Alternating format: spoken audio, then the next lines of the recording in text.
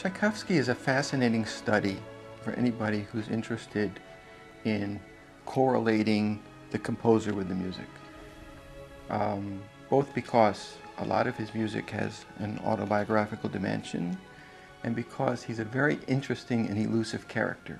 A substantial portion of the presentation inevitably deals with Tchaikovsky the man and his very turbulent personal life. The turbulence of the Pathetique Symphony is unquestionably aligned with the turbulence of events in his life. And we look in particular at one of the most turbulent of those events, which was his marriage. Tchaikovsky, who was gay, married for a variety of reasons.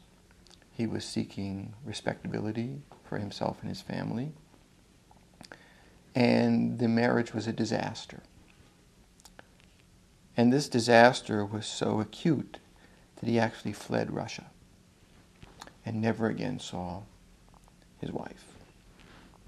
So that's one of the episodes from Tchaikovsky's life that we'll be looking at in excavating the cataclysm of this symphony. It's sometimes considered a suicidal symphony. George Balanchine, who we'll talk about in our Inside the Music show, called it Tchaikovsky's suicide note, which is a perfectly plausible characterization because this symphony broke new ground in having a slow finale. I think it was the first symphony ever to have a kind of morbid, lamenting final movement. I think it's almost certain that Mahler got the idea of the slow finale from Tchaikovsky, which is another thing that we'll talk about at Inside the Music. The challenge in creating a presentation like this for the Sixth Symphony of Tchaikovsky is not the same as the challenge of creating a presentation like this for the Fourth Symphony of Shostakovich, which is also an Inside the Music presentation this season. People don't know the Shostakovich Fourth Symphony, and it's a hard piece to follow. The opposite challenge in this case is that everybody knows the Pathetique Symphony, so it has to be in some way defamiliarized.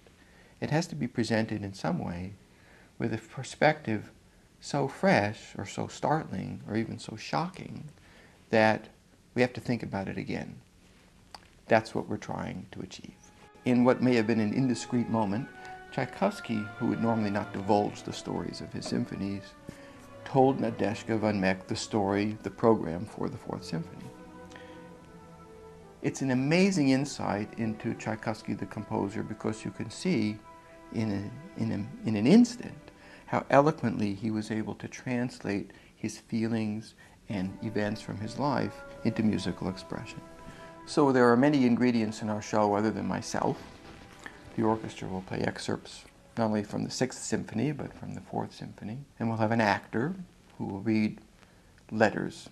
Tchaikovsky left memorable letters. And we'll show some film because there's an amazing film about Tchaikovsky, over the top perhaps, but with indelible moments, by Ken Russell, called The Music Lovers, with Richard Chamberlain as Tchaikovsky and Glenda Jackson as his wife. And in this amazing film, there are amazing stretches without dialogue, where all you have is a substantial stretch of music by Tchaikovsky and something on the screen, an event, characters.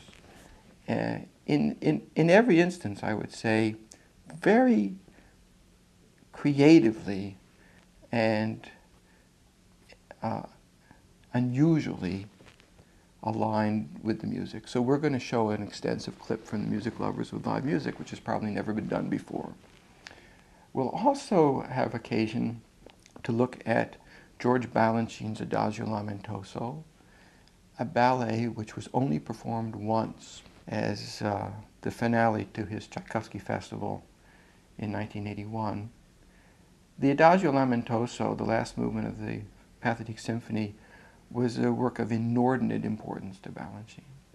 This was almost like a valedictory for him to set this music almost more as a religious processional than as a dance.